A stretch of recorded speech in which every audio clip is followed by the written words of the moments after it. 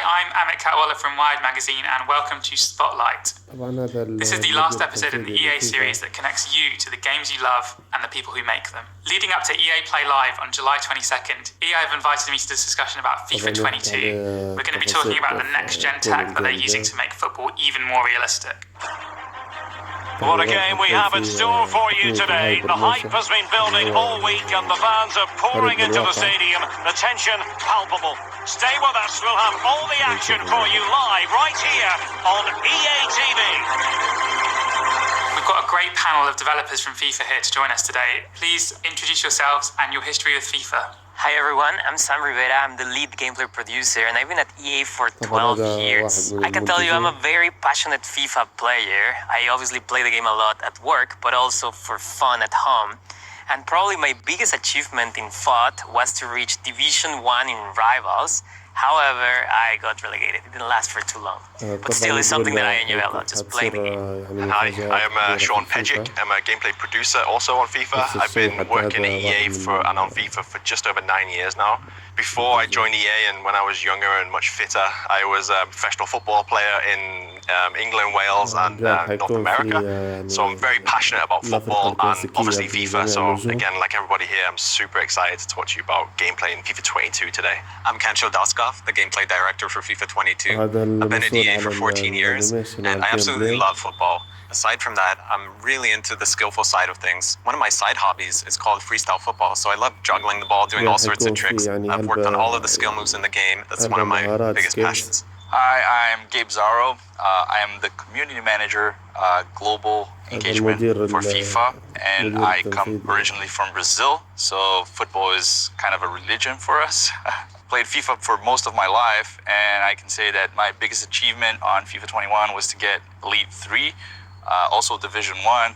Really great to meet you all. Now, I think like all of you, I've been playing FIFA for most of my life and I was really excited for the next-gen version to come out. When I reviewed FIFA 21, there was a lot of room to grow within the game in the next gen. So I'm really interested to hear about the work you guys have been doing to improve the game year on year and how next-gen tech is changing FIFA 22. Now, one of the big changes that you've made for FIFA 22 on next-gen is HyperMotion, which is going to make football and FIFA feel way more realistic. But can you tell me a bit about it? What exactly is HyperMotion, Sam? HyperMotion is a next-gen exclusive technology powered by real football that brings gameplay to the next level of realism. HyperMotion integrates advanced 11 versus 11 mocap and machine learning for the first time to create the most authentic, responsive, and fluid experience on the pitch. So what does that mean exactly? What's this 11v11 mocap you're talking about, and how does machine learning kind of come into that? In the past, we used to capture animation in a mocap studio through an optical way of doing it. And we used to have maybe 1, 2, 3 players, and we would tell them, go to this direction, kick the ball in this direction. So advanced 11 versus 11 motion capture. XN Suits allows us to, for the first time, capture 22 professional footballers playing on the pitch. In other words, the data from these players in the real football environment is what is powering the motion of players and teams in FIFA 22. So what does the algorithm, the machine learning algorithm, do with all that data? How does it take all that data from that match and all the other data that you have and apply it to the animations that are used in FIFA 22? Our cutting-edge and proprietary machine learning algorithm learns from over 8.7 million frames from the advanced 11 versus 11 mocap, and then in real time creates animation. This animation creates more organic and fluid motion in a different set of scenarios in the game. So what you're gonna see is players alternating between different, like let's say a short step and then a longer step to properly get into the position where he can kick the ball for either a pass or shot or just a ball control. And that just makes things look and feel more like football. Motion is more fluid because players in real life, they adjust their cadence, they look at the ball, they position their bodies to get there, to get to the ball. And that's what you see with this new machine learning technology that we have in the game in FIFA 22. Can you tell me a bit more about this match, this 11v11 match? Because I think we've all seen, or FIFA fans will have seen videos of players doing motion capture in those suits with the little white dots on them. But this was a full game of football with all 22 players wearing these suits, right? So I remember you telling us a story about the 11v11 in Spain, right? Like you were hyping up the players, you were telling them, go really hard, this is your chance to be in the game, and what happened there? That was a very important part. We told them, look, this is the first time we're putting people actually playing the sport, professional players playing football, and this animation is going to the game, so go and try hard. And exactly at the end of the game, they were about to fight. It was very interesting, but we really got the data that we wanted. You see that the data is more athletic now. There's more intensity, physicality is there, and also a lot of behaviors that you don't usually get with regular motion capture. Players being more human, you get to take all these behaviors and talking and pointing, directing people. You get all these little things.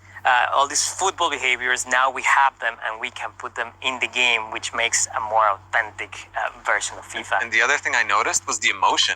There was a play I saw where the player didn't get the ball, and you could tell he was so frustrated. Like, why didn't you pass the ball to me? And that was so natural, just that the way he did that emotion. So we put that into the game. It's crazy.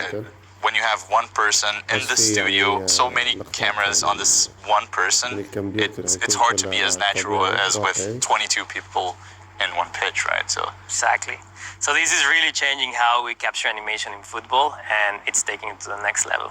Yeah, I think another little component that the Kancha touched on, but that I see when I looked at this XN's data was just the natural behavior.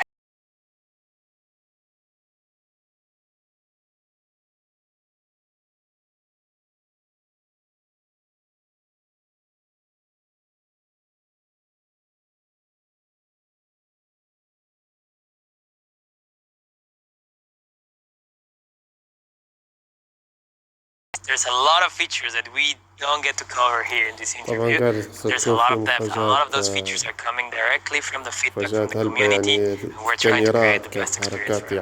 All right, that's it for the Spotlight series. For more information, check out EA.com and make sure to follow EA on Twitter, and you won't want to miss EA Play Live at 10 a.m. PST on July 22nd for more about FIFA 22. I've been Amit Katwala from Wired, and this has been Spotlight. Thank you so much for watching. طبعا هذا كان كل شيء، وكان في حاجة جديدة إن شاء الله ننزل لكم. لا تنسوا الدعم، اللايك والاشتراك. السلام عليكم ورحمة الله.